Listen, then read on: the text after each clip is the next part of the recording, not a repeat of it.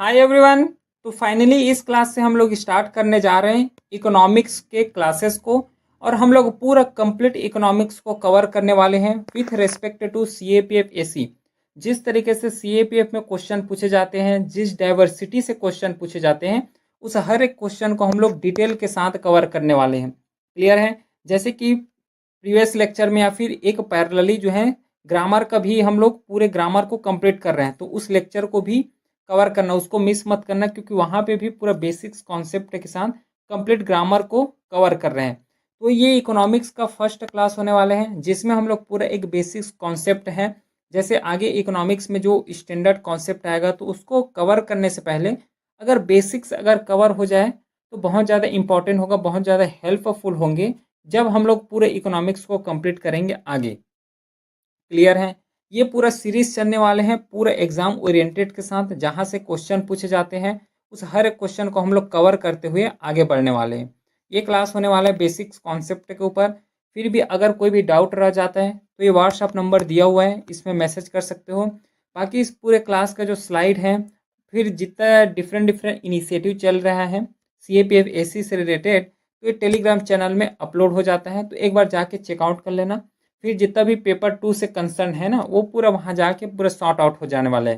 तो ये Telegram channel है, लिंक डिस्क्रिप्शन में दिया हुआ है, तो उसको एक बार जाके चेकआउट करना। ठीक है, चलो सबसे पहले हम लोग स्टार्ट करते हैं बेसिक कॉन्सेप्ट के साथ। और बेसिक कॉन्सेप्ट में सबसे पहले हमें ये समझना है कि इकोनॉमिक्स और इकोनॉमी इन दोनों के बीच डिफरेंस क्या होता है ना। क्योंकि हर एक फील्ड में हम लोग कवर करते हैं, कहीं पे सुनते होंगे इकोनॉमिक्स बोल देते हैं, कहीं पे सुनते होंगे इकोनॉमी बोलते हैं।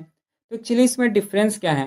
देखो, जैसे हम लोग इस सब्जेक्ट को कवर कर रहे हैं, है ना, पढ़ रहे हैं, थ्योरेटिकल पोर्शन कवर कर रहे हैं, तो उसको हम लोग यहाँ पे इकोनॉमिक्स बोलते हैं।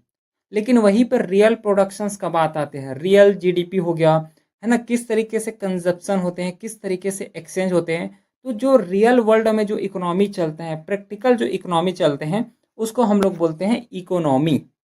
समझ आ गया? जो हम लोग थ्योरेटिकली बुक्स में पढ़ते हैं, बुक इस लैंग्वेज में पढ़ते हैं, है ना, उसको हम लोग बोलते हैं इकोनॉमिक्स।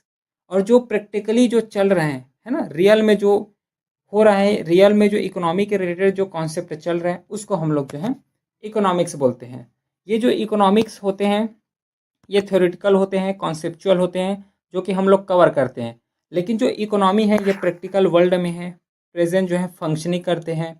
इकोनॉमिक्स में हम लोग पूरा प्रिंसिपल है, थ्योरीज, इसके बारे में डिस्कस करते हैं। लेकिन इकोनॉमी में हम लोग जो है पूरा उसका एक्टिविटी कैसे हो रहा है, कौन रीजन जो है कहाँ डेवलपमेंट दिख रहा है, इसके बारे में हम लोग जो है इकोनॉमी में कवर करते हैं।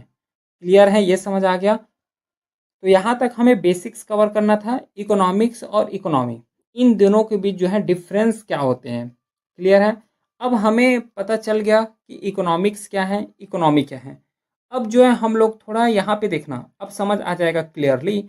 यहाँ पे एक वर्ड लिखा हुआ है इकोनॉमी, चाहता तो इसको इकोनॉमिक्स लिख देते हैं, ठीक है, लेकिन यहाँ पे लिखा हुआ है इकोनॉमी। क्यों इकोनॉमी लिखा है? क्योंकि हम लोग अब इकोनॉमी को पढ़ने वाले हैं विथ प्रैक्टिकली। ये जितना भी लिखा है ना, कैपिटलिस्ट हो गया, फिर आगे सोशलिस्ट होगा, है ना, ओपन हो गया, लिबरल होंगे, ये सब चीज़ क्या है, ये प्रैक्टिकली हमें देखने को मिलता है। तो प्रैक्टिकली हो रहा है या फिर रियल वर्ल्ड में जो सीन चल रहा है, उस केस में हम लोग इसको टर्म का नाम देते हैं, वो है इकोनॉमी। तो कई टाइप से जो है इकोनॉमी हमें देखने को मिलता है। कई कंट्री में जाओगे तो हमें सोशलिस्ट इकोनॉमी देखने को मिलता है, कई कंट्री में जाओगे तो कैपिटलिस्ट इकोनॉमी है, और कई कंट्री जैसे इंडिया का एग्जांपल लोगे तो यहाँ पे हमें मिक्स इकोनॉमी देखने को मिलता है। तो एक्चुअली है क्या, है ना, डिफरेंट डिफरेंट टाइप के इकोनॉमी एक्चुअली है क्या, इसको अब हम लोग कवर करते हैं। उसमें से सबसे पहले हमें कवर करना है वो है कैपिटलिस्ट इकोनॉमी। कैपिटलिस्ट इकोनॉमी होता क्या है कि जितना भी रिसोर्स होगा वो प्राइवेट ओनरशिप के साथ होगा। अगर कहीं पे मास प्रोडक्शन कर रहे हो, सपोज करो ये फैक्ट्री है, अब इस फैक्ट्री है तो फैक्ट्री में जितना भी अगर मान लो मशीनी चीज़ें बना रहे हो, तो मशीनरी चीज़ को बना रहे हो तो कौन बनाएगा? पूरा प्राइवेट जो एंटिटी है या फिर इंडिविजुअल है, या फिर प्राइवेट इंडिविजुअल का जो कंपनी है, फैक्ट्री है, उसके द्वारा रन होगा, उसी के द्वारा मशीन बनाएंगे। और वो मशीन को सेल करके जितना भी मुनाफा होगा, जितना भी उसको प्रॉफिट होंगे, वो पर्सनल गेन के लिए यूज़ करेंगे, है ना, क्योंकि उसके द्वारा रन किया जा रहा है फैक्ट्री। तो इसको हम लोग क्या बोलते हैं? कैपिटलिस्ट इकोनॉमी बोलते हैं कि जितना भी प्रोडक्शन होगा, जितना भी डिसीजन मेकिंग होगा ये प्राइवेट इंडिविजुअल के पास होगा, है ना, प्राइवेट ओनरशिप होगा इसमें, इसलिए हम लोग इसको कैपिटलिस्ट इकोनॉमी बोलते हैं। ठीक है, तो जो कैपिटलिस्ट इकोनॉमी होता है, अब देखो ये पर्सनल जो है किसी इंडिविजुअल के द्वारा चला रहे, किसी पर्सन के द्वारा चला रहे हैं, तो जितना भी प्रॉफिट हो गया पर्सनल गेन होगा, वही चीज़ लिखा है। ये जो चलाएंगे वो प्रॉफिट मोटिव के लिए चलाएंगे। जैसे कि मैं फैक्ट्री लगाया हूँ तो मैं तो चाहूँगा ना कि मेरा फैक्ट्री आगे बढ़े, तो यही होता है। तो इसमें जो है प्रॉफिट मोटिव का बात करते हैं। लेकिन इसको बोलो कि जितना भी मनी यहाँ पे प्रॉफिट हुआ है उसको सोशल वर्क में लगाओ, है ना, किसी गरीब को दान दो, इस तरीके को बोलोगे तो ये थोड़ा इम्पॉसिबल टाइप हमें लगता है। क्लियर है? तो ये जो है एक चीज़ है, एक प्रैक्टिकल वे है जिससे इकोनॉमी को हमें समझना है, क्योंकि इकोनॉमी इसी टाइप के क्वेश्चन पूछे जाते हैं। ठीक है, यहाँ पे पढ़ रहे हो प्राइवेट ओनरशिप, ठीक है, प्राइवेट ओनरशिप हमें कवर करना है, लेकिन इसका क्या इम्प्लीकेट होता है, कैपिटलिस्ट इकोनॉमी का क्या फंक्शन है, किस तरीके से काम करते हैं, क्या उसका प्रो है कौन सा है, ये थोड़ा जो है इस टाइप के क्वेश्चन हमें जो है पीवाईक्यू में देखने को मिला है। तो उसी तरीके से इसको हैंडल करना। और एक चीज़ भी ध्यान दे लो कि जो पूरा इकोनॉमी यहाँ पे कवर तो करेंगे, लेकिन इसके साथ जो है करंट अफेयर्स लिंक करके पढ़ना है, क्योंकि करंट अफेयर्स और स्टैटिक दोनों पोर्शंस को यहाँ पे पूछे जाते हैं पीवाईक्यू में। फिर यहाँ पे प्राइस कौन डिसाइड करने वाले हैं, मार्केट फोर्स जो होगा उसके द्वारा डिसाइड किए जाएंगे। जैसे कैसे, अगर ये पब्लिक जो है या फिर ये जो एंटिटी है ये मशीन बना रहे हैं, अगर मशीन का अगर डिमांड ज़्यादा हुआ तो ये ज़्यादा मास प्रोडक्शंस करेंगे। ठीक है, अगर 5 मशीन का डिमांड है तो 5 मशीन जो है ये करेंगे, सेल करेंगे। 10 मशीन का डिमांड है तो 10 मशीन को ही बनाएंगे। तो जितना ज़्यादा डिमांड होगा उसी के अकॉर्डिंग जो है ये अपना फैक्ट्री में पूरा मशीन्स को बनाएंगे। तो ये जो जितना भी प्राइस डिफाइन कर रहे हैं ये किसके द्वारा किए जाते हैं, डिमांड और सप्लाई के द्वारा किए जाएंगे, क्योंकि जितना डिमांड होगा उतना ही इसको सप्लाई करना पड़ेगा। ठीक है, इसको 5 मशीन का डिमांड है तो 5 मशीन इसके द्वारा सप्लाई किए जाएंगे। तो जितना डिमांड है उसके हिसाब से यहाँ पे सप्लाई देखने को मिलता है। और ये जो है खुद का है, पर्सनल चला रहे हैं ना, ये जो कंपनी इस्टेब्लिश किए पर्सनल किए, तो इसमें गवर्नमेंट का भी हमें इंटरफ्रेंस उतना ज़्यादा देखने को नहीं मिलता है। एग्जाम्पल ले लो जैसे यूएस हो गया, यूके हो गया, तो ये जो है एग्जाम्पल है जहाँ पे कैपिटलिस्ट इकोनॉमी चलता है। आई होप कि कैपिटलिस्ट इकोनॉमी क्या होता है क्लियर कट समझ आ गया होगा। नेक्स्ट एक टाइप होता है जिसे हम लोग बोलते हैं सोशलिस्ट इकोनॉमी। तो सोशलिस्ट इकोनॉमी को भी मैं यही से एग्जाम्पल देके समझाता हूँ तो और अच्छे से समझ आएगा। देखो ये अब फैक्ट्री है, अब ये फैक्ट्री में जो प्रोडक्शन हो रहा था ना मशीन का, अब ये फैक्ट्री में जो प्रोडक्शन होगा और इसका जो ओनरशिप होगा ये गवर्नमेंट के हाथ में होगा। ठीक है, गवर्नमेंट के अंडर में होगा। अब गवर्नमेंट के द्वारा जितना मशीन यहाँ पे बनाना है, कितना मशीन बनाना है, कैसे सप्लाई करना है, ये कौन डिसाइड करने वाले हैं, गवर्नमेंट के द्वारा डिसाइड होगा। जैसे कि अगर मेरे को 10 यहाँ पे डिमांड है, 10 मशीन का डिमांड है, तो गवर्नमेंट के द्वारा कितना मशीन डिमांड होगा, कितना मशीन मैन्युफैक्चर करेंगे, 10 मशीन मैन्युफैक्चर करेंगे। तो ये भी वही कॉन्सेप्ट है कि जितना डिमांड होगा उसी के अकॉर्डिंग सप्लाई करेंगे। अब देखो, अब सप्लाई करेंगे, सेल करेंगे, तो जितना भी मुनाफा होगा किसका होगा, गवर्नमेंट का होगा। और गवर्नमेंट किसके द्वारा बनाए गए हैं, पीपल के द्वारा बनाए गए हैं। हम ये लोग तो इलेक्ट करके जो है इंटिटी बना रहे हैं ना, रिप्रेजेंटेटिव बना रहे हैं, उसी के द्वारा गवर्नमेंट फॉर्म हो रहा है। तो जितना भी मुनाफा होगा ये गवर्नमेंट के हाथ में जाएंगे, और गवर्नमेंट पब्लिक के द्वारा बना रहे हैं। तो जितना भी मुनाफा होगा ना, तो जितना भी पब्लिक रिलेटेड जो स्कीम्स चलते हैं वो पब्लिक के वेलफेयर के लिए जाएंगे। अब समझ रहे हो, यहाँ पे जो मनी जो आ रहा था, प्रॉफिट आ रहा था, पर्सनल गेन के लिए यूज हो रहे थे। लेकिन जो सोशलिस्ट इकोनॉमी क्या होता है कि जितना भी मास प्रोडक्शन होगा वो गवर्नमेंट के हैंडल होगा, गवर्नमेंट के अंडर होंगे। तो गवर्नमेंट के अंडर होंगे तो जितना भी वहाँ पे प्रॉफिट होगा ये पीपल के वेलफेयर के लिए लगाए जाएंगे। देखो स्टेट गवर्नमेंट ओनरशिप होगा, जितना भी रिसोर्सेस होंगे। यहाँ पे सेंट्रल लेवल प्लानिंग हमें देखने को मिलेगा, क्योंकि देखो सेंट्रल यहाँ पे गवर्नमेंट है। अब गवर्नमेंट ऐसा थोड़ा ना कि एक ही फैक्ट्री को चलाएंगे, गवर्नमेंट है तो बहुत ज़्यादा मेजर यहाँ पे फैक्ट्री चलाएंगे, है ना, कई वॉल्यूम में कई बल्क में इसको फैक्ट्री रन करना है। तो इसको फैक्ट्री रन करेंगे तो उसी हिसाब से जो है प्लानिंग चाहिए। जैसे कि सेकंड जो 5 ईयर प्लान आया था जो कि पूरा इंडस्ट्रियलाइजेशन को ही यहाँ पे फोकस किए गए थे। फर्स्ट 5 ईयर प्लान में एग्रीकल्चर को फोकस किए थे, तो जो सेकंड 5 ईयर प्लान था वो पूरा इंडस्ट्री को फोकस किए थे कि इंडिया को इंडस्ट्रियलाइजेशन बनाना है। तो इंडस्ट्रियलाइजेशन कैसे बनेगा, तो उसके लिए जो है सेंट्रल लेवल में हमें प्लानिंग चाहिए।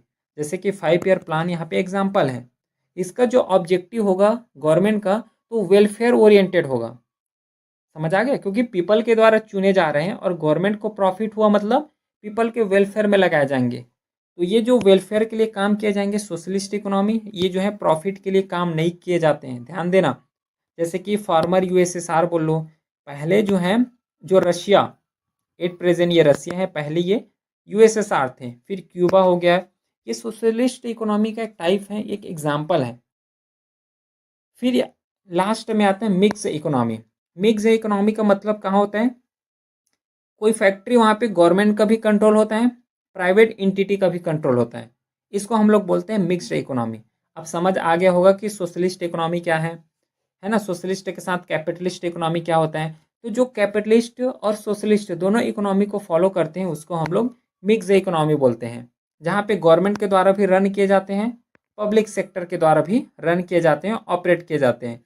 जैसे कि रेलवे हो गया, अब रेलवे में जो है रेलवे मंत्रालय या फिर गवर्नमेंट का भी रेलवे रन होते हुए दिखाई देंगे, चलते हुए दिखाई देंगे। और जो प्राइवेट रेलवे है ना, प्राइवेट जो ट्रेन होते हैं ना, उसका भी हमें संचालित होते हुए दिखाई देते हैं। तो दोनों यहाँ पे दिख रहे हैं, एक सोशलिस्ट और एक जो है कैपिटलिस्ट। डिफेंस में भी ले लो तो private sector work in other field, जैसे कि आईटी हो गया, रिटेल हो गया, इन सब चीज़ में हमें देखने को मिलता है। तो मिक्स इकोनॉमी का अगर एग्जांपल देखोगे तो इंडिया हो गया, इंडिया के साथ फ्रांस हो गया, ये दोनों जो है मिक्स इकोनॉमी के ही टाइप्स हैं। समझ आ रहा है, ठीक है। एक बार स्लाइड को और रिवाइज करना, बहुत अच्छे से समझ आ जाएगा और पूरा डिटेल के साथ कवर करा रहा हूँ, देख लेना, ठीक है। और प्रीवियस ईयर भी देख लो और इस लेवल का कंटेंट भी देख लो, आसानी से समझ आ जाएगा कि किस लेवल का ये कंटेंट डिलीवर हो रहा है। अब ये तो हम लोग एक साइड को देखें कि किस तरीके से प्रॉफिट हो रहा है, और प्रॉफिट के अकॉर्डिंग हम लोगों ने क्या किया, पूरा इंडिया को या फिर डिफरेंट डिफरेंट जो वर्ल्ड है उसके जो प्रॉफिट मोटिव हैं या फिर उसी का अकॉर्डिंग जो उसका इकोनॉमी है उसको हम लोग जो है डिफाइन किए हैं बेस्ड ऑन ओनरशिप और कंट्रोल। इकोनॉमी को भी और डिफरेंट तरीके से हम लोग डिफाइन कर सकते हैं, जैसे कि डेवलपमेंटल लेवल। न्यूज़पेपर में पढ़ते होंगे या फिर इंटरनेशनल रिलेशन में पढ़ते होंगे कि ये जो कंट्री है ये डेवलप्ड कंट्री है ना, ये जो कंट्री है डेवलपिंग कंट्री है। और रिसेंटली एग्जांपल इंडिया में भी हम लोग कवर करते हैं न्यूज़पेपर में कि जो इंडिया है डेवलपिंग कंट्री है, डेवलप की तरफ बढ़ रहे हैं इस तरीके से। तो एक्चुअली ये है क्या, तो डेवलप कंट्री का कुछ कैरेक्टरिस्टिक्स देखो और वहीं से पता चल जाएगा। कोई भी कंट्री डेवलप है, ठीक है, कोई भी कंट्री डेवलप है तो इसका क्या अंदाजा लगा सकते हो कि वहाँ पे टेक्नोलॉजी बहुत ज़्यादा होगा, पूरा पर्सन वहाँ पे एजुकेटेड होंगे। भाई कोई भी कंट्री डेवलप हो रहा है तो डेवलप हो रहे हैं तो एजुकेटेड होंगे तभी तो डेवलप होगा। हमें वहाँ पे पॉवर्टी बहुत कम देखने को मिलेगा, पूरा हर पीपल वहाँ पे एजुकेटेड होंगे, टेक्नोलॉजी बहुत ज़्यादा होगा, उसका जो इनकम लेवल होगा बहुत ज़्यादा हाई देखने को मिलेगा, प्रोडक्टिविटी होगा बहुत ज़्यादा हाई देखने को मिलेंगे। जितना भी एडवांसमेंट हो रहा है आईटी के फील्ड में पूरा डेवलप कंट्री में देखने को मिलेंगे। तो इसके रेस्पेक्ट में हम लोग बोल सकते हैं कि कोई भी कंट्री डेवलप कंट्री है कि नहीं। तो डेवलप कंट्री का वही कुछ फीचर्स हैं जो अभी बताए हो कि हाई पर कैपिटा इनकम देखने को मिलेगा। पर कैपिटा इनकम का मतलब होता है कि एक जो पर्सन है पर्टिकुलरली कितना अर्न कर रहे हैं। जो पर्सन ज़्यादा जितना अर्न करेंगे या फिर जो कंट्री के या फिर कोई भी कंट्री हो सकता है, वहाँ के कंट्री के पीपल जितना ज़्यादा अर्न करेंगे उसका पर कैपिटा इनकम बहुत ज़्यादा होगा। फिर प्रोडक्टिविटी बहुत ज़्यादा देखने को मिलेगा, पूरा मॉडर्न टेक्नोलॉजी यही देखने को मिलेंगे, ठीक है। तभी तो उसको डेवलप इकोनॉमी बोल रहा हो। अब डेवलप इकोनॉमी कई तरीके से उसका ओरिजिनेट होता है लेकिन उतना डिटेल में हमें नहीं जाना है। फिर उसका HDI जो है human development index, human development index मतलब उसका एजुकेशन फील्ड बहुत स्ट्रांग होगा, टेक्नोलॉजी और रिसर्च फील्ड बहुत ज़्यादा स्ट्रांग होगा, और जो प्रॉपर जो ह्यूमन का एक डेवलपमेंट होना चाहिए हर फील्ड में चाहे मेंटली फिजिकली, वो बहुत ज़्यादा हमें देखने को मिलेगा डेवलप कंट्री में। और पॉवर्टी बहुत कम होगा, बता ही दिया हूँ। एग्जाम्पल ले सकते हो USA हो गया, जापान है, जर्मनी है, जितना भी यूरोपियन कंट्री हो गया, और फिर नदर्न अमेरिका का कुछ कंट्री, तो पूरा हमें जो है डेवलप कंट्री ही देखने को मिलेगा। अब इसका रीज़न है, क्या रीज़न है कि यहाँ पे जो है सबसे पहले इंडस्ट्रियलाइजेशन जो है, मॉडर्न टेक्नोलॉजी हो गया है ना, इंडस्ट्री हो गया, पूरा फैक्ट्री स्टैब्लिश होना, सबसे पहले हमें यही कंट्री में देखने को मिलेगा। जितना भी एट प्रेजेंट जो डेवलप कंट्री हम लोग देख रहे हैं ना, उसका ट्रेस हम लोग हिस्ट्री से करेंगे, क्योंकि हिस्ट्री में यही कंट्री है जहाँ पे हमें modern technology plus first factory हो गया। तो डिफरेंट डिफरेंट जो इनोवेशन होना स्टार्ट हो गए थे वो यही डेवलप कंट्री में पहले से स्टार्ट हो गए थे। यही एक वजह है जिसके वजह से कंट्री जो है डेवलपमेंट की तरफ बढ़ा और एट प्रेजेंट जो है ये डेवलप्ड है। समझ रहे हो। फिर एक आता है डेवलपिंग कंट्री। डेवलपिंग कंट्री जो है मॉडरेट लेवल का है। मॉडरेट या फिर पर कैपिटा इनकम भी हमें बहुत कम देखने को मिलता है, एक मॉडरेट लेवल में देखने को मिलता है, इस तरीके से बोल सकते हो। और एक फीचर्स याद रखना कि जो डेवलपिंग कंट्री है ना, जैसे इंडिया, तो यहाँ पे जितना भी इनकम का सोर्स होगा वो मोस्टली यहाँ पे एग्रीकल्चर से होगा।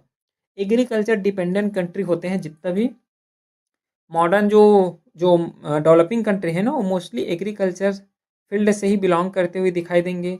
स्ट्रक्चरल इशू हमें दिखाई देंगे। फिर जो HDI है, ह्यूमन डेवलपमेंट इंडेक्स है, इसका हमें थोड़ा सा इंक्रीजिंग होते हुए दिखाई देते हैं। एग्जाम्पल में इंडिया हो गया, ब्राज़ील है, इंडोनेशिया है, ये डेवलपिंग कंट्री हैं। कुछ ईयर बाद है ना, कुछ सालों बाद ये डेवलप बन जाएंगे, क्योंकि डेवलप की तरफ ही प्रोसेस में है, प्रोग्रेस में है। फिर एक ऐसा इकोनॉमी आता है जिसे हम लोग अंडर डेवलपमेंट बोलते हैं, और ये अंडर डेवलपमेंट इकोनॉमी सबसे लो स्तर का इकोनॉमी है, जहाँ पे हमें लो इनकम। अब देखो, लो इनकम है तो लो इनकम है तो ठीक तरीके से इंफ्रास्ट्रक्चर डेवलप नहीं होगा, क्योंकि इनकम ही नहीं है तो खर्च नहीं करेंगे। अब खर्च नहीं करेंगे तो जो इकोनॉमी में मनी आना चाहिए, इकोनॉमी में मनी नहीं आएगा। अब मनी नहीं आएगा तो गवर्नमेंट जो जितना इंफ्रास्ट्रक्चर या फिर प्रोजेक्ट चलाना चाहिए वो नहीं चला पाएंगे। क्यों नहीं चला पाएंगे? क्योंकि उसके पास मनी नहीं है।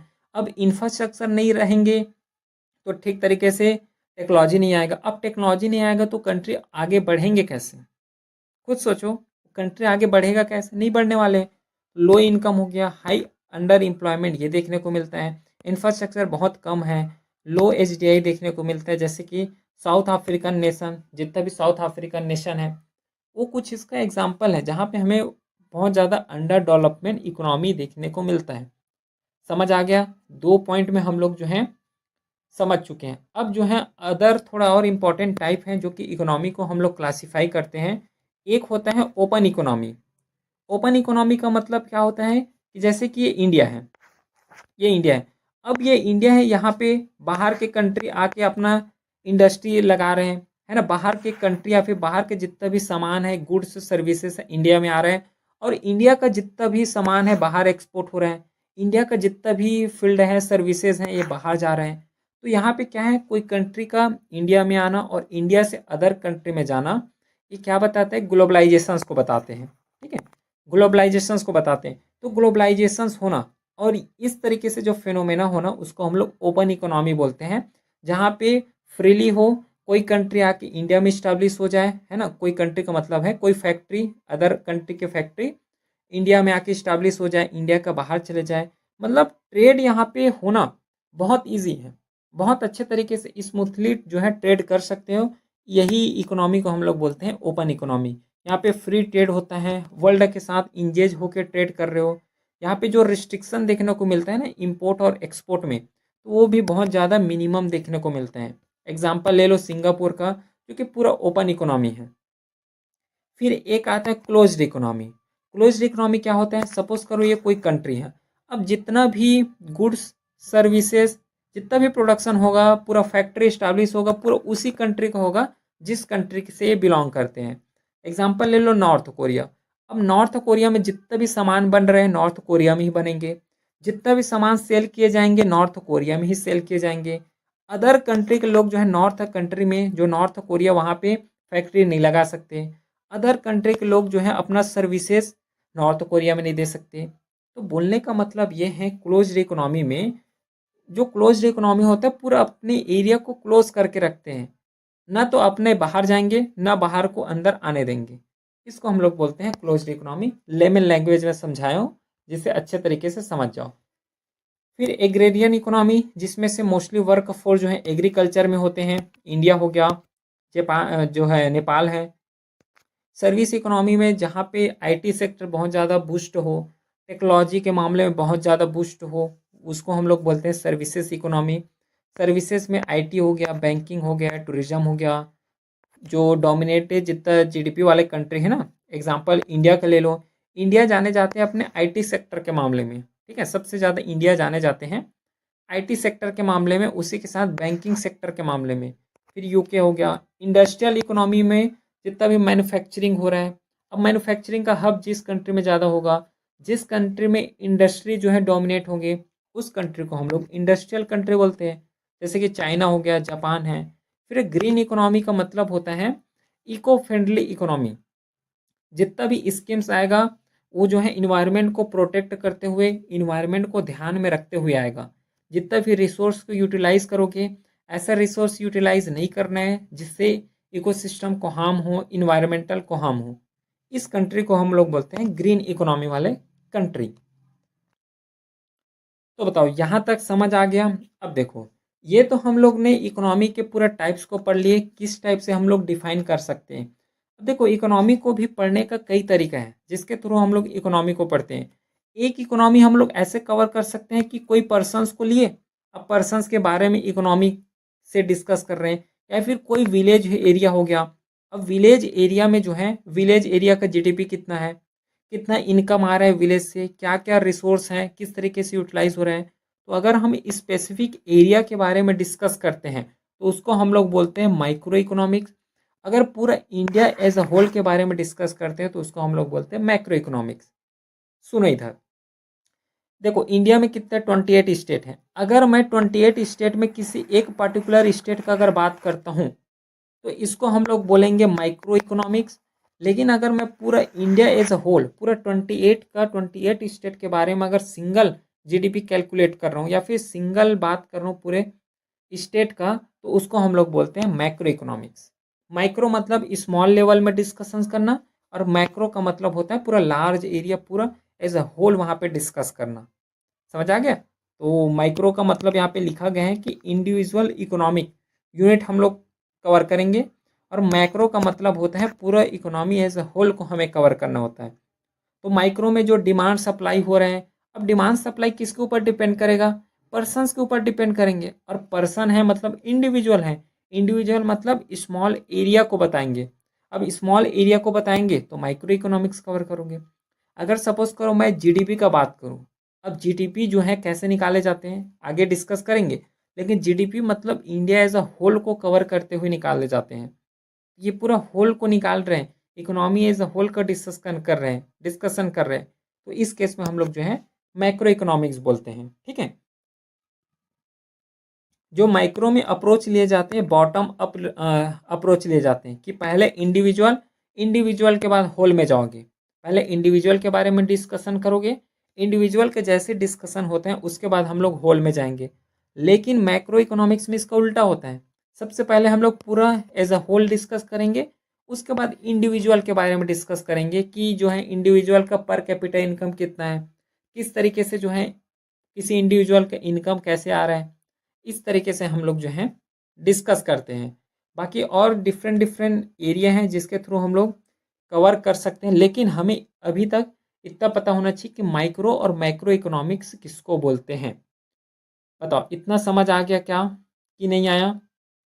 कुछ थोड़ा सा यहाँ पे बेसिक टर्म है, जैसे कि पॉजिटिव और निगेटिव, सॉरी, नॉर्मेटिव इकोनॉमिक्स भी होते हैं। नॉर्मेटिव इकोनॉमिक्स, पॉजिटिव और नॉर्मेटिव इकोनॉमिक्स, इसमें थोड़ा सा बस डिफरेंस पता होना चाहिए और इसमें ज़्यादा कुछ नहीं करना है। जो पॉजिटिव इकोनॉमिक्स होता है वो ये डिस्कशन करते हैं कि एक्चुअल में वो चीज़ है कि नहीं। अगर इकोनॉमी में, अगर जैसे कि कोई इकोनॉमी है, इंडिया के इकोनॉमी का बात करते हैं, तो इंडिया की इकोनॉमी के बाइक को जो है सेल कर रहे हैं, तो एक्चुअली इंडिया में बाइक सेल हो रहे हैं हमें पता है ना, प्रैक्टिकली ये पता है कि बाइक सेल हो रहे हैं, तो इसको हम लोग बोलेंगे पॉजिटिव इकोनॉमी। मतलब क्या चीज़ इंडिया में है उसके बारे में अगर डिस्कशंस करोगे तो उसको हम लोग पॉजिटिव इकोनॉमिक बोलते हैं। लिखा हुआ है वही चीज़, मीनिंग मतलब डील्स विथ व्हाट इज, क्या चीज़ है उसके बारे में हम लोग डिस्कस करते हैं। जैसे कि यहाँ पे बाइक्स हैं तो बाइक्स के बारे में डिस्कस करेंगे, एजुकेशंस है तो एजुकेशंस के बारे में डिस्कस करेंगे। इसको हम लोग बोलते हैं पॉजिटिव इकोनॉमिक्स। अब देखो यहाँ पे कुछ कंट्री, या फिर सपोज करो इंडिया का ले लो, अगर इंडिया में अगर कोई भी चीज़ नहीं है लेकिन फ्यूचर में हम लोग आइडिया लगा सकते हैं ये चीज़ आ सकते हैं, तो हम लोग क्या फ्यूचर में आइडिया लगा के क्या इनोवेशन ला सकते हैं, अगर थ्योरेटिकली उसके बारे में अगर डिस्कस करोगे तो उसको हम लोग बोलते हैं नॉर्मेटिव इकोनॉमिक्स। समझना, पॉजिटिव का मतलब जो चीज़ है उसके बारे में बता दो, पॉजिटिव इकोनॉमिक्स है। नॉर्मेटिव इकोनॉमिक्स का मतलब होता है कि फ्यूचर में क्या चीज़ इंडिया में और आ सकता है। बाइक है तो बाइक में और क्या हम लोग टेक्नोलॉजी ला सकते हैं। अगर इसका डिस्कशन करना है, फ्यूचर ओरिएंटेड डिस्कशन करना है, तब हम लोग जो है नॉर्मेटिव इकोनॉमिक्स का यूज़ करते हैं। ठीक है। नेचर इसका फैक्चुअल होता है, पॉजिटिव इकोनॉमिक्स का ऑब्जेक्टिव होते हैं, डिस्क्रिप्टिव होते हैं। नॉर्मेटिव में वैल्यू बेस्ड हो गया, सब्जेक्टिव होते हैं, प्रिस्क्रिप्टिव होते हैं। पहले से थोड़ा प्रिस्क्राइब करते हैं कि क्या एक्चुअली ये आ सकते हैं कि नहीं। ठीक है। अब यहाँ पे लिखा गया है कि इसको हम लोग टेस्ट कर सकते हैं, पॉजिटिव इकोनॉमिक्स को कर सकते हैं। देखो यहाँ पे बाइक आ रहा है तो बाइक सब चला रहे हैं, टेस्टेड है। लेकिन नॉर्मेटिव इकोनॉमिक्स अभी आया ही नहीं है तो उसको टेस्ट कैसे करोगे? ठीक है, टेस्ट ही नहीं कर सकते हम लोग। इसके रेस्पेक्ट में ओपिनियन बना रहे हैं, है ना, एक वैल्यू या फिर एक जजमेंट दे रहे हैं कि फ्यूचर में ऐसा आ सकता है। उस केस में हम लोग जो है नॉर्मेटिव का यूज़ करते हैं। क्लियर है? इसके रेस्पेक्ट में पॉजिटिव और नॉर्मेटिव इकोनॉमिक्स में इतना ही कवर करना, ज़्यादा हमें इसके बारे में डिटेल में जाने की ज़रूरत नहीं है। ठीक। अब इकोनॉमिक्स है, अब इकोनॉमिक्स को कवर कर रहे हैं तो ऐसा तो नहीं कि पूरा इकोनॉमिक्स सर्विस सेक्टर में ही डिपेंड हो। इंडिया देखोगे तो सर्विस सेक्टर भी है, मैन्युफैक्चरिंग सेक्टर भी है, बहुत लोग जो है एग्रीकल्चर में भी डिपेंड है। तो ऐसे इकोनॉमिक को हम लोग जो है कई टाइप में डिवाइड करते हैं, डिफरेंट जो है डिपेंड अपॉन कंट्री जो है किस तरीके के टाइप का आता है उसका इकोनॉमिक कैसा है। तो सेक्टर ऑफ इकोनॉमिक्स के बारे में डिस्कस करते हैं कि कोई भी कंट्री है वो कितने सेक्टर में बटा हुआ है, उसका इकोनॉमी कहाँ कहाँ से जो है अर्न कर रहे हैं उसके इकोनॉमिक के थ्रू। तो ये सेक्टर के बारे में अगर डिस्कस करोगे इकोनॉमिक के, तो सबसे पहले आता है प्राइमरी सेक्टर।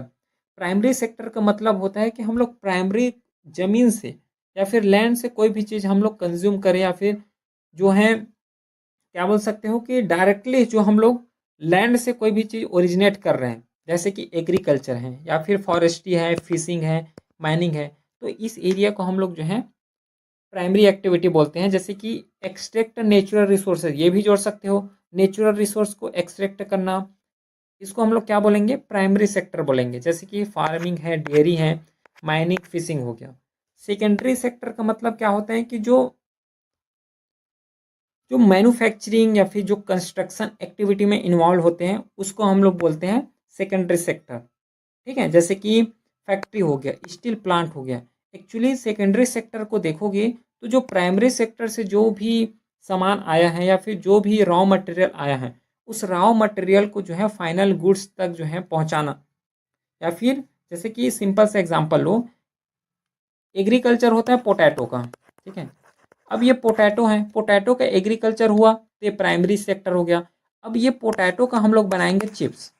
अब चिप्स बनाएंगे तो कहाँ जाएगा? फैक्ट्री में जाएगा। फैक्ट्री में पूरा प्रोसेस होंगे, प्रोसेस होके फाइनली जो है ये चिप्स का फॉर्म लेंगे। तो पोटैटो से चिप्स बना, इसका मतलब क्या हुआ?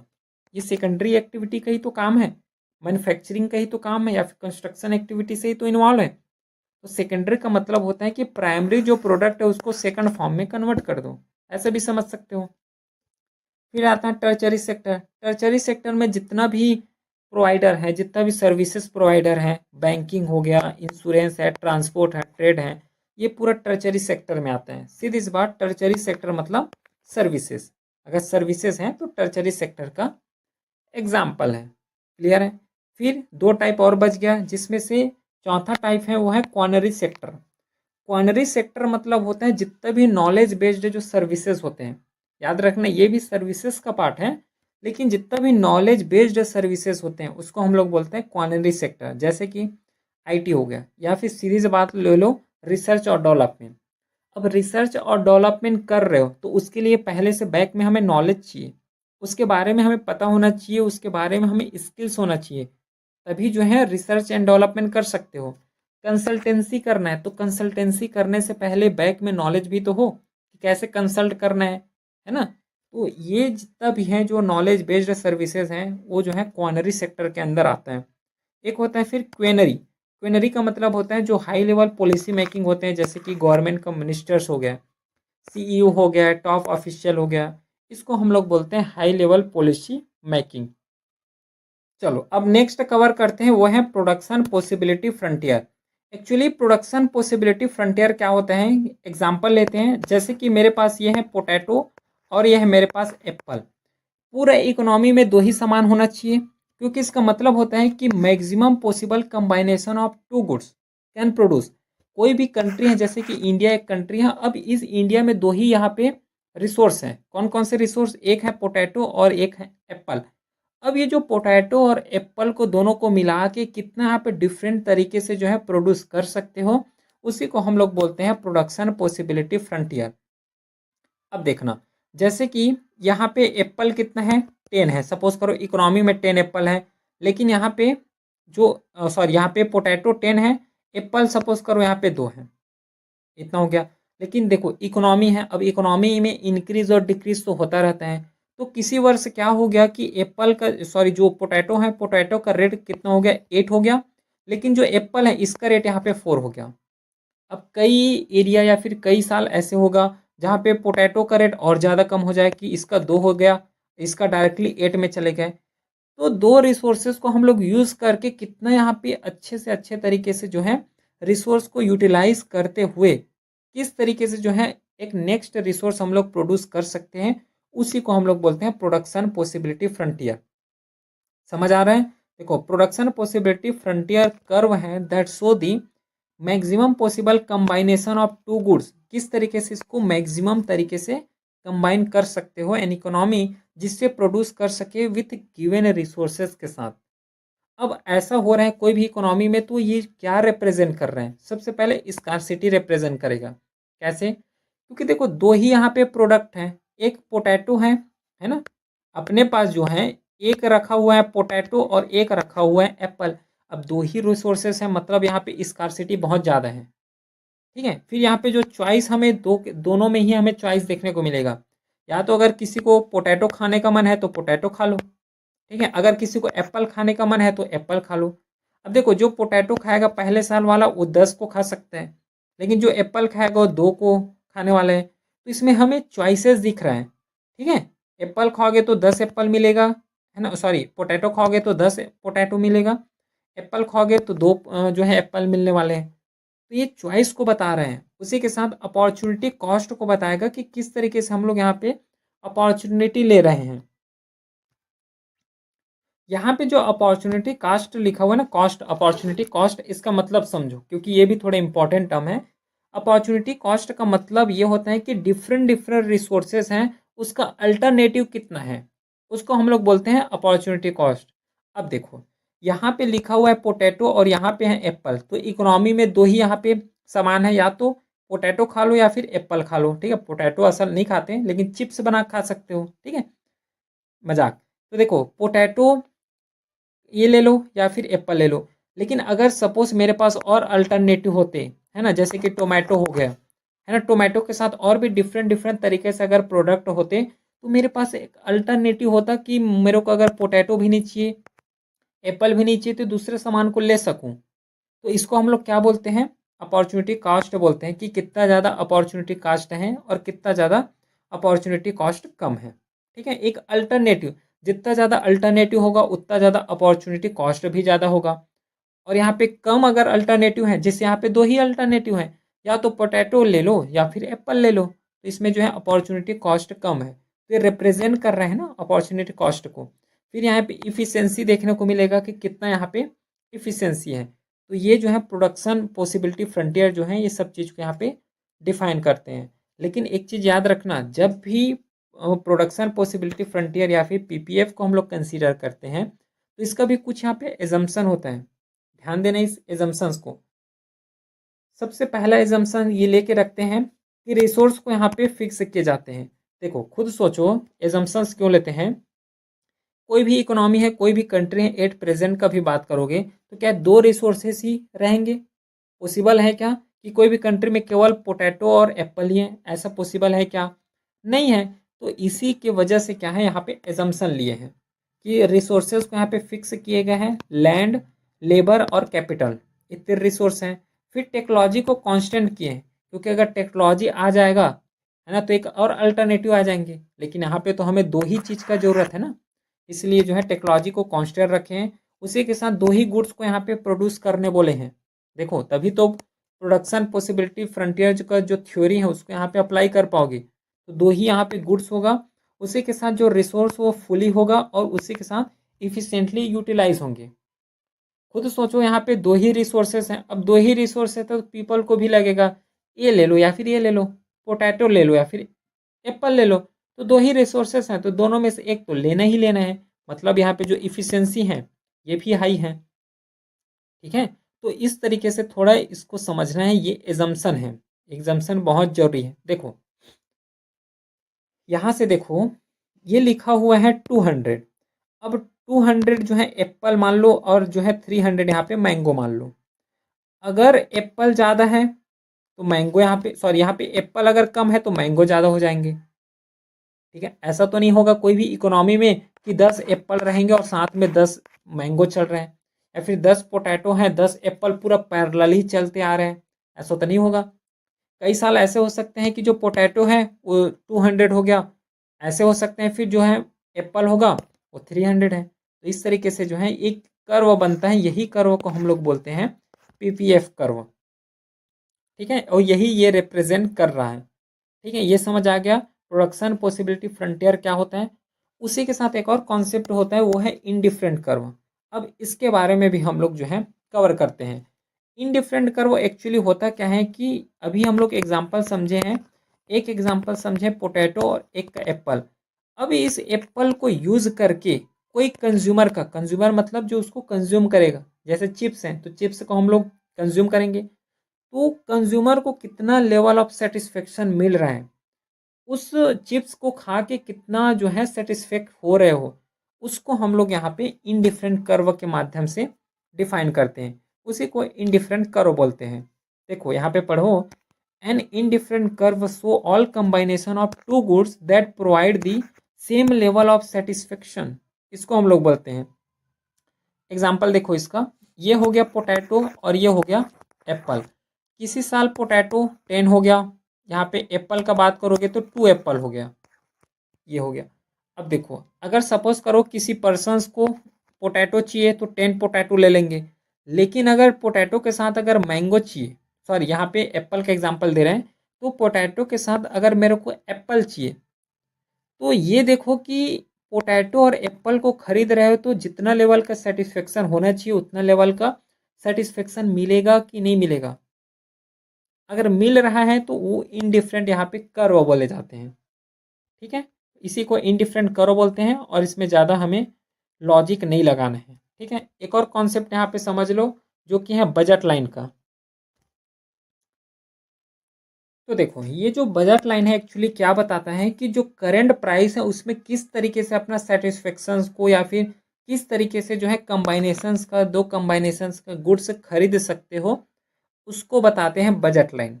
एग्जाम्पल से और समझ आ जाएगा। जैसे ये पोटैटो है और ये मैंगो हो गया। अब क्या हुआ कि पोटैटो का रेट यहाँ पे ज़्यादा हो गया, जैसे 10 पोटैटो है यहाँ पे और यहाँ पे 2 एप्पल हैं। तो अगर पोटैटो का रेट अगर इंक्रीज हो गया और जो एप्पल का रेट यहाँ पे डिक्रीज हो गया, तो लोग क्या करेंगे कि जो एप्पल है एप्पल को ज़्यादा खरीदेंगे और जो पोटैटो है उसको खरीदना बंद कर देंगे। ठीक है, तो यही है जिसे हम लोग बजट लाइन बोलते हैं कि अपने बजट के अकॉर्डिंग सामान को किस तरीके से खरीद रहे हो, उसी को हम लोग जो है बजट लाइन बोलते हैं। यहाँ पे कमोडिटी या फिर जो है प्राइस लाइन यहाँ पे दिखाए गए हैं कि अगर प्राइस अगर बढ़ रहा है तो उसका जो बाइंग लेवल है ना, अगर प्राइस ज़्यादा है तो हम लोग कंज्यूम भी कम करेंगे। तो वही लाइन यहाँ पे डिफाइन कर रहा है। और हमेशा जो बजट लाइन है ना वो हमें इस तरीके से स्लोपिंग डाउन ही देखने को मिलता है। जो यहाँ पे फीचर्स लिखा हुआ है कि डाउनवर्ड स्लोपिंग देखने को मिलेगा कि because two by more of one goods consumer give up of. देखो यहाँ पे क्या बोलना चाह रहे हैं, अगर जो पोटैटो है इसका प्राइस बढ़ा और एप्पल का प्राइस कम हुआ तो मोस्टली लोग जो है एप्पल की तरफ जाएंगे। ठीक है, लेकिन कुछ लोग ऐसे भी होते हैं जो कि पोटैटो को भी खरीद लेंगे, लेकिन पहले जिस लेवल में खरीदते थे उस लेवल में अब जो है नहीं खरीदने वाले। पहले अगर 5 पोटैटो खरीदते थे तो अभी केवल एक ही पोटैटो में काम चलाएंगे। ठीक है, लेकिन यहाँ पे एप्पल को ज़्यादा लेंगे क्योंकि इसका प्राइस कम है। तो ये जो है दोनों का कंबाइनेशन हुआ कि नहीं हुआ, इसी कंबाइनेशंस को दिखाते हैं बजट लाइन के द्वारा। ठीक है, समझ आ गया। चलो इसका और कुछ फीचर जैसे कि स्ट्रेट लाइन होता है। अभी तो देखिए यहाँ पे देखो ये पूरा इसका कर्व जो है हमें स्ट्रेट लाइन देखने को मिलता है। फिर ये अफोर्डेबिलिटी को बताते हैं कि किसे हमें अफोर्डेबल करना है। पोटैटो जो है महंगा है, नहीं ले सकते हैं, लेकिन एप्पल यहाँ पे अफोर्डेबल है, तो ये अफोर्डेबिलिटी को शो कर रहा है। ठीक है, तो बजट लाइन जो है अफोर्डेबिलिटी को भी यहाँ पे शो करते हैं, और जो है इनकम के अकॉर्डिंग यहाँ पे प्राइस यहाँ पे चेंजेस होते हैं, और इनकम के अकॉर्डिंग जो है इसका शिफ्टमेंट भी देखने को मिलता है। खुद सोचो, अगर किसी पर्सनस का इनकम अगर बहुत ही कम है तो एप्पल ही बस लेंगे ना भाई, पोटैटो को क्यों लेंगे? क्योंकि इनकम बहुत कम है, तो इतना हाई दाम वाले जो पोटैटो उसको तो खरीदेंगे ही नहीं, एप्पल में ही काम चला लेंगे, क्योंकि एप्पल का प्राइस कम है। मतलब जो किसी पर्सन का इनकम है ये डिफाइन कर रहा है कि हमें पोटैटो लेना है कि एप्पल, इसको भी बताते हैं बजट लाइन के ही द्वारा। समझ आ गया क्या? चलो, अब इतना समझ लेने के बाद थोड़ा हम लोग मार्केट स्ट्रक्चर को कवर करते हैं कि किस तरीके से जो मार्केट का फिनोमेना है वो यहाँ पे काम करते हैं। अब मार्केट स्ट्रक्चर जो है कई तरीके के हो सकते हैं, है ना, चाहे ऑर्गेनाइजेशनल हो सकते हैं, कॉम्पिटिटिव कैरेक्टरिस्टिक के हो सकते हैं। अब ये डिपेंड करेगा कुछ जो है मार्केट स्ट्रक्चर जो है कितने लोग वहाँ पे सेल कर रहे हैं, कितने लोग बाई कर रहे हैं, इस हिसाब से डिपेंड करते हैं। और कई यहाँ पे जो है डिपेंड, जैसे कि कितना फर्म है, नंबर ऑफ फर्म कितने हैं। अगर ज़्यादा फर्म हो गए तो एक दूसरे के बीच जो है कंपटीशन बहुत ज़्यादा होगा। प्रोडक्ट किस तरीके से अगर सेल कर रहे हो, अगर सभी लोग, अगर 100 यहाँ पे फैक्ट्री है, अगर 100 फैक्ट्री एक ही तरीके के सामान बनाएंगे तो उसका बिक पाना या फिर सेल हो पाना इम्पॉसिबल टाइप होगा। तो ये नेचर ऑफ प्रोडक्ट में भी डिपेंड करते हैं। एग्जिट और एंट्री बैरियर कैसे हैं, इस चीज़ को अभी कवर करते हैं आगे।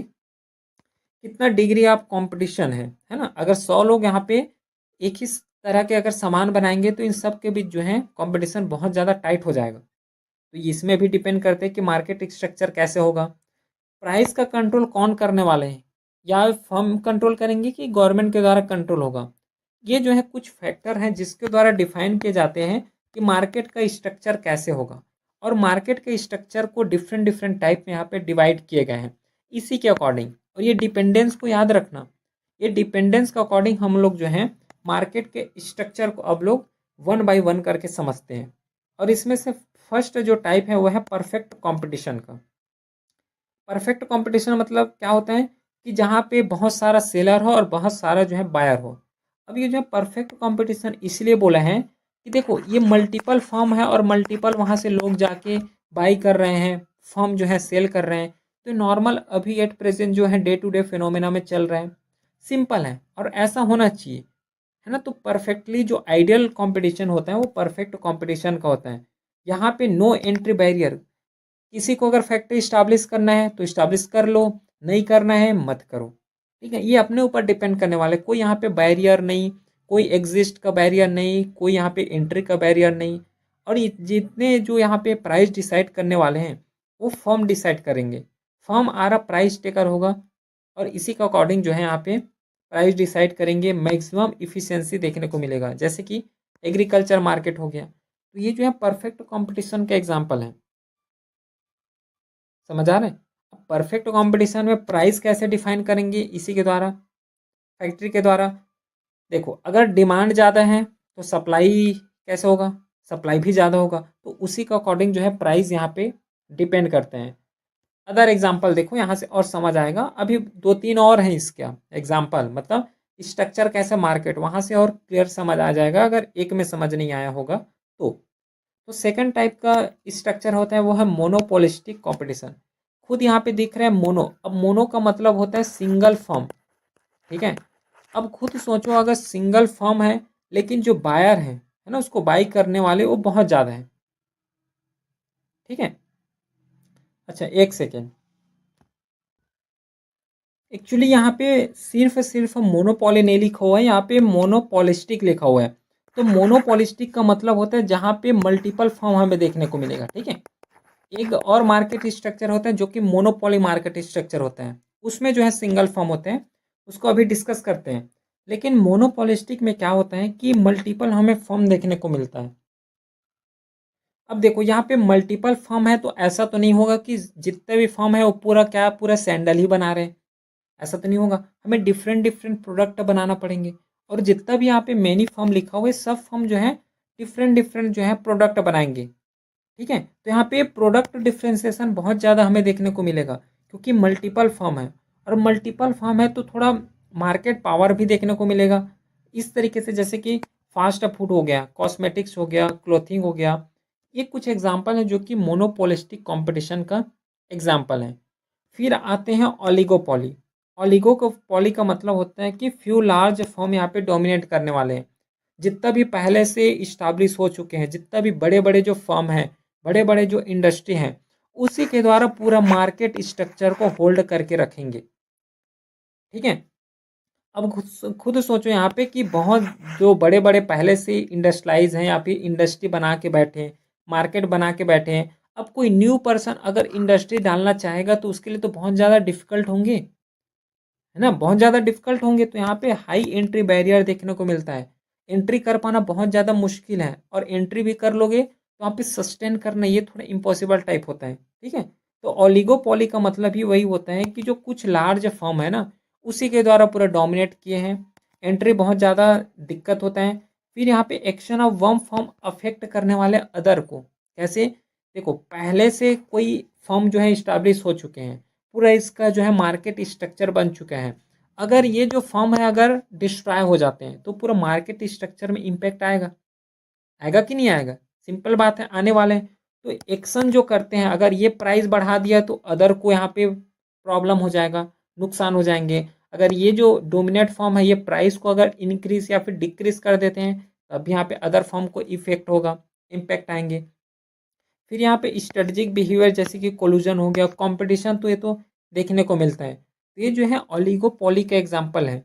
एग्जाम्पल ले लो, टेलीकॉम हो गया, है ना, एयरलाइंस हैं, सीमेंट्स हैं, ऑटोमोबाइल्स हैं। यहाँ पे जो है हमें कुछ जो फैक्ट्री हैं या फिर कुछ जो फर्म है वही यहाँ पे इस्टेब्लिश होते हुए दिखाई देते हैं।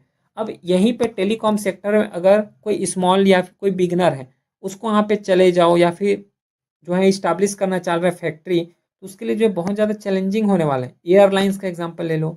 ये कुछ एग्जांपल हैं जो कि ओलिगोपॉली के अंदर आते हैं। फिर यहाँ पे आता है मोनोपॉली। अब मोनोपॉली का मतलब होता है जहाँ पे सिंगल शेयर है। ठीक है, जहाँ पे सिंगल सेलर है, एक ही यहाँ पे फर्म है और उसी फर्म के द्वारा हर चीज़ मैन्युफैक्चर कर रहे हैं। सीधी सी बात है कि इसका कोई सब्स्टिट्यूट ही नहीं है। और यही जो है पूरा प्राइस को यहाँ पे डिफाइन करने वाला है, क्योंकि सिंगल फर्म है। अब सिंगल फर्म है तो प्राइस जो है खुद डिफाइन करेंगे। उसी के बाद जो है एंट्री बैरियर भी हमें बहुत ज़्यादा हाई देखने को मिलेगा। कैसे? सिंगल फर्म है, पूरा मोनोपॉली जमा के रखें। अब मोनोपॉली जमा के रखें, उसको सब्स्टिट्यूट करना चाहोगे एज अ बिगनर, तो बिगनर के लिए जो है बहुत ज़्यादा हाई एंट्री बैरियर है। फिर नो क्रॉस सब्स्टिट्यूट भी नहीं है। फिर जो मार्केट है, पूरा मार्केट का प्राइस को डिफाइन करना, किस सामान को सप्लाई करना, कैसे डिमांड होना चाहिए, ये सब जो है मोनोपॉली के अंदर आते हैं। एग्जाम्पल ले लो रेलवे। अब रेलवे को अगर सब्स्टिट्यूट करना चाहोगे तो कर पाओगे क्या? खुद सोचो एक बार, नहीं कर पाओगे। इलेक्ट्रिसिटी डिस्ट्रीब्यूशन हो गया, तो वहाँ पे भी हम लोग जो है सब्स्टिट्यूट नहीं कर सकते हैं। क्लियर है? तो ये जो है कुछ मोनोपॉली का एग्जाम्पल है। अब बताओ, इतना समझ आ गया?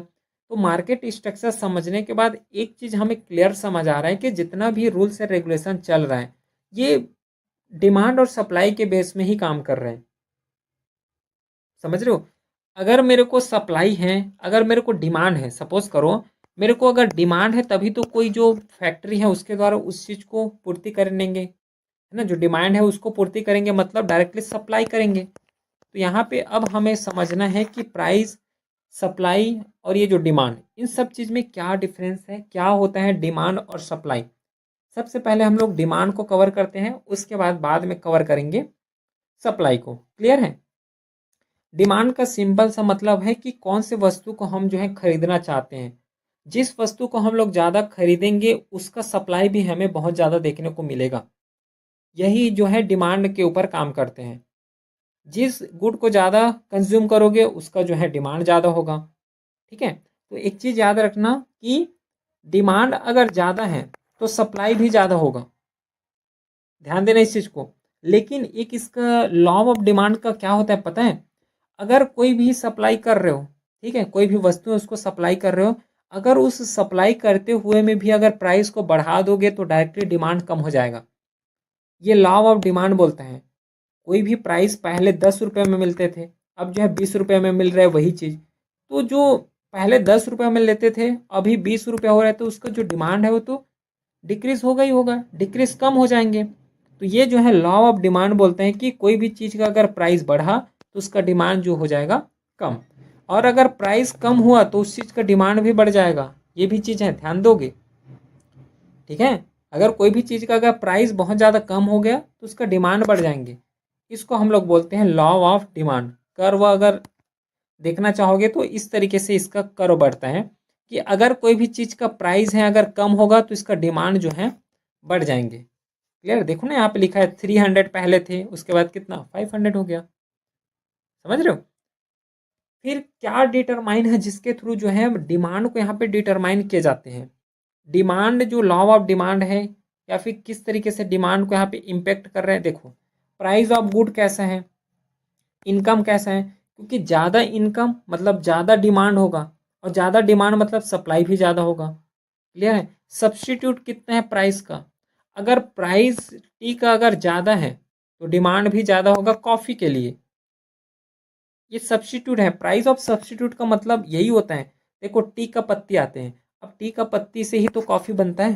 अब कॉफ़ी बनाओगे तो अगर टी का जो है प्राइस बढ़ा मतलब कॉफ़ी का प्राइस बढ़ जाएंगे, ठीक है। जैसे ब्रेड बनाते हैं, है ना, तो ब्रेड का अगर प्राइस बढ़ा तो ब्रेड से जो सामान बनाते, जो खाने के लिए जो बनाते हैं ना, ब्रेड बर्गर या फिर कुछ कुछ, तो उसका भी प्राइस ऑटोमेटिकली बढ़ जाएंगे, है ना।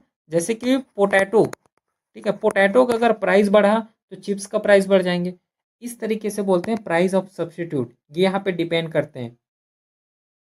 समझ आ रहा है। फिर आते हैं प्राइस ऑफ कॉम्प्लीमेंट। कॉम्प्लीमेंट का मतलब होता है कि जैसे कि पेट्रोल का प्राइस बढ़ा तो कार का डिमांड जो हो जाएगा कम हो जाएंगे। क्यों, क्योंकि कार को चलाने के लिए क्या चाहिए, पेट्रोल चाहिए। अब पेट्रोल ही के दाम इतना बढ़ रहे हैं तो कार को कैसे चलाओगे, ये चीज़ है। फिर टेस्टीज या फिर प्रेफरेंस हो गया, जैसे कि सोशल ट्रेंड हो गया, जो इन्फ्लुएंसर है वो इन्फ्लुएंस कर देते हैं कि इस सामान को लो, इस तरीके से कपड़े लो, तो उसी के अकॉर्डिंग जो है डिमांड होना स्टार्ट हो जाते हैं, ठीक है। ये भी एक चीज़ है। फिर पॉपुलेशन हो गया, मोर पॉपुलेशन मतलब मोर डिमांड, ठीक है। पॉपुलेशन ज़्यादा है उसका मतलब क्या है कि डिमांड भी ज़्यादा आने वाले हैं। कम पीपल है तो कितने ही डिमांड कर पाएंगे, ठीक है।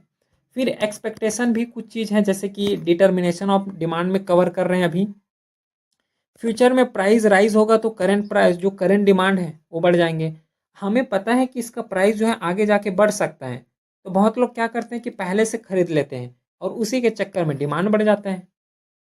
समझे इस चीज़ को, इस चीज़ को यहाँ पे समझना है। और ये डिटरमिनेंट है जिसके थ्रू यहाँ पे कुछ एग्जाम्पल लिया हूँ, एग्जाम्पल बताया हूँ, इसी के थ्रू जो है डिमांड यहाँ पे हमें बढ़ते हुए दिखाई देते हैं, ठीक है। अब डिमांड यहाँ पे बढ़ रहा है तो कुछ कुछ यहाँ पे चीज़ है जिसके हमें ध्यान देना है। अगर यहाँ पे प्राइस बढ़ा, ठीक है, तो देखो यहाँ पर अगर देखो अगर थोड़ा सा अगर कोई भी वस्तु है उसका थोड़ा सा भी अगर प्राइस बढ़ा तो उसका डिमांड डायरेक्टली जीरो हो जाते हैं। इसको हम लोग बोलते हैं परफेक्टली इलास्टिक डिमांड। यहाँ से क्वेश्चन पूछे गए हैं, ध्यान देना। परफेक्टली इलास्टिक डिमांड का मतलब होता है कि अगर थोड़ा सा भी कुछ प्राइस बढ़ा कोई भी कमोडिटी का तो उसका डिमांड डायरेक्टली कम हो जाते हैं। इसे हम लोग इन्फिनिटी से डिनोट करते हैं। एक आता है परफेक्टली इन इलास्टिक। इसका मतलब ये होता है कि प्राइस बढ़ने के बाद भी जो डिमांड है उसमें कोई फर्क नहीं आया। डिमांड पहले 10 थे, प्राइस उसका 12 हो गया, फिर भी डिमांड उतना ही उतना है। तो डिमांड में यहाँ पे कोई फर्क नहीं आने वाला है। अगर प्राइस बढ़ रहे हैं तब भी डिमांड उतना है, कम हो रहा है तब भी डिमांड उतना है, ठीक है। एक होता है यूनिटरी इलास्टिक, का मतलब होता है कि जितना चेंज हो रहा है उतना प्राइस बढ़ रहा है, बस इतना। प्राइस बढ़ रहा है तो डिमांड बढ़ रहा है, प्राइस कम हो रहा है तो डिमांड कम हो रहा है, मतलब ये जो है इक्वल में चलते हैं। इक्वल में चलते हैं तो उस केस में जो है यूनिटरी इलास्टिक होता है। फिर नेक्स्ट आता है elastic demand. Actually elastic demand क्या है कि कोई भी प्राइस अगर बढ़ा तो डिमांड जो है बढ़ जाना या फिर कम जाना, कम हो जाना, उस केस में जो है हम लोग इलास्टिक डिमांड बोलते हैं। ध्यान देना, यहाँ पे अगर कोई भी चीज़ का प्राइस बढ़ा और कम हो रहा है उसी के अकॉर्डिंग जो है डिमांड का कम हो जाना, ज़्यादा हो जाना, उसको हम लोग इलास्टिक डिमांड बोलते हैं। लेकिन प्राइस का बढ़ने के बाद भी डिमांड में जो है कोई इम्पेक्ट ना आना, उसको हम लोग इन इलास्टिक डिमांड बोलते हैं। क्लियर है। अब यहाँ पे साइन को याद रखना, इलास्टिक में एक से भी ज़्यादा चले जाते हैं और इन इलास्टिक में एक से कम हो जाते हैं, मतलब एक ज़्यादा हो जाते हैं और ये जो इलास्टिक डिमांड है इसमें से एक से कम हो जाते हैं। इस चीज़ को थोड़ा ध्यान रखोगे, ठीक है। अब ये कैसे पता चलेगा कि कौन सा चीज़ है या फिर कौन सा कमोडिटी है जिसके थ्रू जो है प्राइस जो है इंक्रीज हो रहा है, डिक्रीज हो रहा है। तो उस केस में हम लोग कवर करते हैं टाइप्स ऑफ गुड्स के। अब टाइप्स ऑफ गुड्स में ऐसा नहीं कि यहाँ पे ब्रेड है ना, यहाँ पे जितना भी खाने का सामान है उसका उसका बात नहीं कर रहे हैं। गुड्स का मतलब यहाँ पे है डिफरेंट डिफरेंट टाइप के जो गुड्स होते हैं ना, जो कि डिमांड को यहाँ पे रिलेशनशिप रखते हैं या फिर डिमांड को यहाँ पे इन्फ्लुएंस करते हैं, उसके बारे में डिस्कस करते हैं। एक होता है नॉर्मल गुड्स। नॉर्मल गुड्स मतलब होता है कि डिमांड इंक्रीज मतलब प्राइस इंक्रीज, इनकम इंक्रीज, है ना। वेन इनकम इंक्रीज, देखो नॉर्मल गुड्स का मतलब होता है कि जैसे ही इनकम इंक्रीज हुआ तो डिमांड यहाँ पे इंक्रीज हो जाएंगी।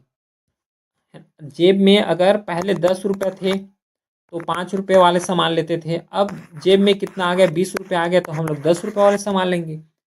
सिंपल से यहाँ पे लॉजिक वही है कि अगर इनकम ज़्यादा आ रहा है तो डिमांड भी ज़्यादा हो जाएंगे।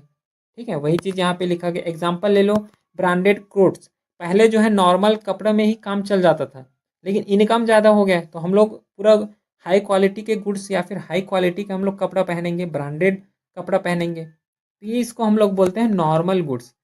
एक आता है इन्फीरियर गुड्स। इन्फीरियर गुड्स का मतलब होता है कि इनकम तो इंक्रीज हुआ है लेकिन जो डिमांड है उसका हमें डिक्रीमेंट देखने को मिलता है, डिमांड यहाँ पे डिक्रीज हो गया, तो इसको हम लोग बोलते हैं इन्फीरियर गुड्स। समझ आ गया। अगर इंक्रीज इनकम हुआ तो जो डिमांड है वो इंक्रीज हो जाएंगे। एग्जाम्पल ले लो, लो क्वालिटी फ्रूट ग्रेन्स हो गया, पब्लिक ट्रांसपोर्ट हो गया फॉर सम पीपल। कि पैसा है ना, मनी है, इनकम बहुत ज़्यादा, लेकिन पब्लिक ट्रांसपोर्ट का यूज़ करेंगे। क्लियर है। तो इस तरीके से कुछ एग्जाम्पल हैं जो कि इन्फीरियर गुड्स का ही एग्जाम्पल है। फिर एक आते हैं गिफन गुड्स। गिफन गुड्स यहाँ पे लॉ ऑफ डिमांड में एक्सेप्शन है ना। लॉ ऑफ डिमांड अभी डिस्कस किए तो उसमें जो है गिफन गुड एक्सेप्शन है, लेकिन क्या बोलते हैं, when price increase demand also increase. बताओ, अभी लॉ ऑफ डिमांड में हम लोग क्या कवर किए कि अगर प्राइस बढ़ रहा है तो डिमांड यहाँ पे लो हो रहा है। देखो यहाँ पे सबसे पहले तो उसी को कवर करते हैं। अगर भूल रहे हो तो देखो, लॉ ऑफ डिमांड क्या बोले हैं, अगर प्राइस बढ़ रहा है तो उसका डिमांड कम हो जाएगा। ठीक है, और प्राइस अगर कम हुआ तो डिमांड ज़्यादा हो जाएंगे, ये बोले हैं। लेकिन जो यहाँ पे जो गिफन गुड्स है, गिफन गुड्स क्या बोल रहे हैं, अगर प्राइस इंक्रीज हो रहा है तो डिमांड भी इंक्रीज हो जाएंगे, जो कि लॉ ऑफ डिमांड को वायलेट कर रहे हैं बोल रहे हो, है ना, बोल सकते हो, लेकिन यहाँ पे एक्सेप्शन लिखा हुआ है। तो गिफन गुड्स का मतलब ही वही होता है कि अगर प्राइस इंक्रीज हो रहा है तो डिमांड भी इंक्रीज हो जाएंगे। Typically inferior goods with no close substitution, यहाँ पे सब्सटीट्यूशन भी नहीं है। एग्जाम्पल ले लो, जैसे कि लो क्वालिटी स्टेपल फूड्स हो गया, है ना, पोटैटोस हो गया, ब्रेड हो गया, तो ये भी कुछ इसका एग्जाम्पल है। फिर आता है एक वेबलेन गुड्स। वेबलेन गुड्स का मतलब होता है कि जो हायर प्राइस जो थिंग्स होते हैं उसमें ज़्यादा डिज़ायरेबल होते हैं। अगर कोई भी चीज़ स्टैंडर्ड वाले लोगे, है ना, क्वालिटी वाले लोगे तो ज़्यादा दिन तक ड्यूरेबल होगा, ज़्यादा दिन तक चलने वाले हैं। वही कॉन्सेप्ट को यहाँ पे समझ लो, वेबलेन गुड्स को। अगर किसी चीज़ में कमोडिटी में प्राइस ज़्यादा लगा रहे हो तो उस चीज़ ज़्यादा डिज़ायरेबल होंगे, उस चीज़ ज़्यादा ड्यूरेबल होंगे, लग्जरियस होंगे। ठीक है, तो स्टेटस या फिर लग्जरी गुड्स को हम लोग बोलते हैं वेबलेन गुड्स। एग्जाम्पल ले लो, लग्जरी कार्स हैं। नॉर्मल कार से भी काम चल सकता है लेकिन हम लोग लग्जरी कार्स लेंगे, लग्जरी कार लेंगे, क्यों, क्योंकि ये जो है एग्जाम्पल है गिफन गुड्स का, है ना, वेबलेन गुड्स का। क्लियर है। फिर डायमंड है, फिर डिज़ाइनर वॉचेस हैं, ये जो है एग्जाम्पल है वेबलेन गुड्स का। ठीक है, समझ आ गया। चलो, इतना तो कवर हो गया। अब थोड़ा यूजेस के बेस में हम लोग कंपेयर कर लेते हैं। जैसे कि एक होता है कंज्यूमर गुड्स। कंज्यूमर गुड्स मतलब होता है जो फाइनली हम लोग उसको कंज्यूम करने वाला है फॉर पर्सनल सेटिस्फेक्शन। जैसे एक होता है ड्यूरेबल गुड।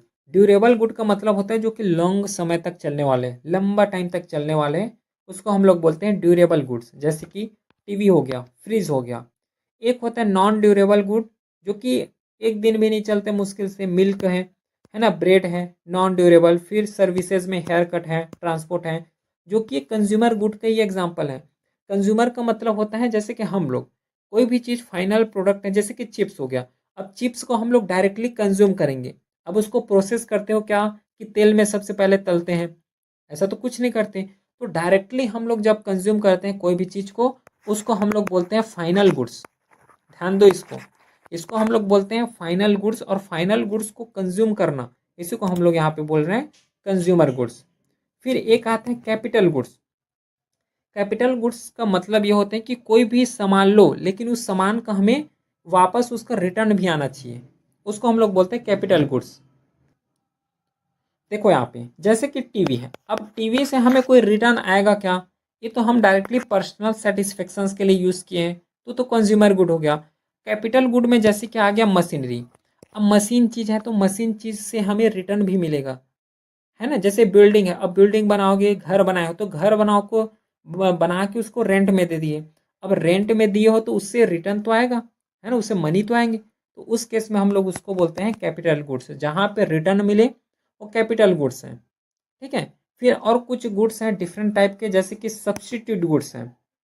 सब्स्टिट्यूट गुड्स का मतलब क्या होता है? टी और coffee, one can replace the other. अगर मेरे पास टी नहीं है, अगर कॉफ़ी है तो चलो ठीक है, कॉफ़ी से काम चला लेते, ऐसा वाला बोल रहे हैं। सब्स्टिट्यूट का वही मतलब होता है कि अगर टी नहीं है तो कॉफ़ी से काम चला लो। अगर यहाँ पे पेप्सी और कोक का एग्जांपल दिए हैं, इसको हम लोग बोलते हैं सब्स्टिट्यूट गुड, कि एक गुड को सब्स्टिट्यूट कर रहा है। हम डेली टी पीते हैं, लेकिन हम एक दिन क्या हुआ कि टी नहीं बना पाके कॉफ़ी पी लिए, तो सब्स्टिट्यूट तो किया टी को, ठीक है। और दूसरा एग्जाम्पल होता है कॉम्प्लीमेंट्री गुड।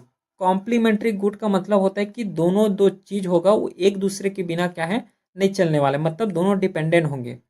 एग्जाम्पल लो कार और पेट्रोल। अगर केवल और केवल कार ही ले लो और चलो बोलो, चल पाएगा क्या? विदाउट पेट्रोल नहीं चलने वाले। तो कार के लिए पेट्रोल चाहिए, मतलब वो कॉम्प्लीमेंट्री हैं। बिना पेट्रोल के जो है कार को नहीं चला सकते, है ना। तो बिना पेट्रोल के कार नहीं चला सकते, तो यहाँ पे पेट्रोल क्या है? कॉम्प्लीमेंट्री गुड्स है कार के लिए। जैसे कि पेन और इंक। अब पेन में इंक ही ना होगा तो पेन को चला पाओगे? नहीं चला पाओगे। तो यहाँ पे इंक क्या होगा? उसके लिए कॉम्प्लीमेंट्री हो गया पेन के लिए, ठीक है। तो कॉम्प्लीमेंट्री का मतलब यही होता है। समझ आ गया? ये कुछ एग्जाम्पल है, इसका यूज़ भी बहुत ज़्यादा बार बार हमें होगा आगे। चलो फिर अब नेक्स्ट हम लोग कवर करते हैं सप्लाई को। सप्लाई का मतलब होता है कि कितना जो डिमांड आया है, जैसे कि डिमांड अगर ज़्यादा है तो सप्लाई भी ज़्यादा हमें देखने को मिलेगा, ठीक है। ये तो नॉर्मल केसेस हैं, सबको पता है। अगर डिमांड ज़्यादा है तो सप्लाई भी ज़्यादा आएगा। अब कई सीन ऐसे हो सकते हैं जिसमें से डिमांड ज़्यादा होने के बाद भी सप्लाई बहुत कम आते हैं, वो अलग सीन है। लेकिन होता क्या है कि डिमांड अगर ज़्यादा है तो सप्लाई भी हमें अच्छा खासा देखने को मिलता है। लेकिन लॉ ऑफ डिमांड क्या बोलते हैं, सॉरी लॉ ऑफ सप्लाई क्या बोलते हैं? अगर प्राइस बढ़ा तो फिर सप्लाई भी यहाँ पे बढ़ जाएंगे, ये बोलता है लॉ ऑफ सप्लाई, जो कि लॉ ऑफ डिमांड के जस्ट उल्टा है ये भी, ठीक है। जो अभी हम लोग पढ़े हैं लॉ ऑफ डिमांड, तो लॉ ऑफ डिमांड में हम लोग क्या डिस्कस किए? अगर प्राइस बढ़ा तो डिमांड कम हो जाएंगे, यह है लॉ ऑफ डिमांड। लेकिन लॉ ऑफ सप्लाई क्या होता है कि अगर प्राइस बढ़ा सप्लाई भी बढ़ जाएंगे, प्राइस घटा तो सप्लाई भी कम हो जाएंगे। ये डायरेक्टली रिलेशनशिप बता रहे हैं क्वांटिटी और प्राइस के बीच, ठीक है। इतना समझ आया? अब जैसे हम लोग डिटर्मिनेंट पढ़े हैं डिमांड के लिए, सेम सप्लाई के लिए भी है। प्राइस का मूवमेंट यहाँ पे होगा। कॉस्ट ऑफ प्रोडक्शंस के बारे में अगर देखोगे तो कॉस्ट ज़्यादा सप्लाई कम। बेटर टेक्नोलॉजी से सप्लाई ज़्यादा होगा, बिल्कुल सही है ना। टेक्नोलॉजी अगर अच्छे से अच्छे होंगे तो इफ़िशिएंट वे से काम करेंगे, अगर अच्छे तरीके से काम होगा तो सप्लाई भी बहुत ज़्यादा हो जाएंगे। ध्यान रखना, अगर टैक्स बढ़ा तो सप्लाई कम हो जाएंगे। फैक्ट्री में कोई भी चीज़ अगर सपोज करो 5 रुपये में बन रहा है, अब टैक्स लगा कि ये हो गया 20 रुपया। अब 5 रुपये में बन रहा है और 20 रुपया में जाके अगर कोई सामान बेच रहे हैं तो फैक्ट्री वाला भी बनाना बंद कर देंगे, क्योंकि 15 रुपये यहाँ पे टैक्स लग रहा है। तो टैक्स अगर ज़्यादा हुआ तो सप्लाई कम हो जाएंगे। और ध्यान रखना, अगर सब्सिडी बढ़ा तो सप्लाई भी बढ़ जाएंगे। कैसे? कोई भी सामान जो है 500 रुपये का है, लेकिन उसका सब्सिडी मिल के सामान कितना हो गया, मान लो 300 का हो गया, तो फैक्ट्री तो बहुत ज़्यादा इसको बनाएंगे, क्योंकि 300 तो सस्ते रुपये है। अब सस्ता में तो सब लोग लेंगे, सब लोग लेंगे मतलब डिमांड है, डिमांड है मतलब सप्लाई होगा, ठीक है। तो इसीलिए यहाँ पे लिखा गया है कि सब्सिडी अगर ज़्यादा दोगे तो सप्लाई भी उसी तरीके से ज़्यादा हो जाएगा, क्योंकि फैक्ट्री में बन रहा है ये चीज़ 500 रुपये में, लेकिन गवर्नमेंट के द्वारा सब्सिडी मिल रहा है, छूट मिल रहा है, तो 300 का हो गया। समझ रहे हो? फिर अगर ज़्यादा फर्म है तो सप्लाई ज़्यादा कर पाओगे, ये तो कॉमन सेंस की बात है ना। 10 फॉर्म है, 10 फॉर्म के अनुसार जो है बहुत ज़्यादा सप्लाई होगा। एक फॉर्म है तो उस हिसाब से बहुत कम सप्लाई होगा।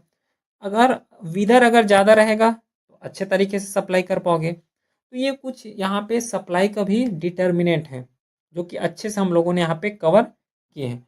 अच्छा, अब एक चीज़ यहाँ पे ध्यान दो, यहाँ पे कुछ इंपॉर्टेंट पर्सनालिटी का बारे में लिखा गया है। इस पर्सनालिटी के बारे में एक बार खुद से पढ़ना है।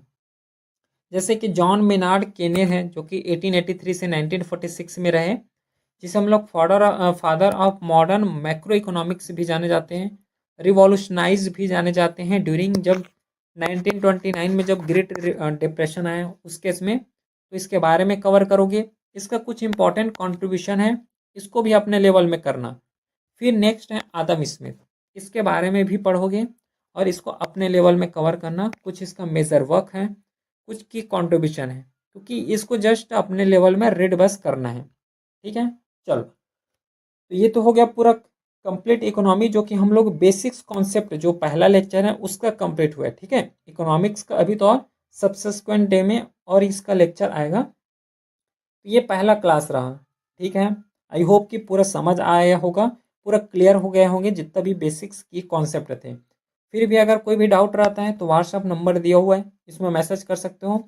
टेलीग्राम चैनल ज्वाइन कर लो, यहाँ पे पूरा पीडीएफ नोटिफिकेशन अपलोड हो जाएगा। इस क्लास का भी पूरा स्लाइड वहीं पे अपलोड हो जाएगा। तो चलिए फिर मिलते हैं हम नेक्स्ट क्लास में। तब तक के लिए thank you, have a great day.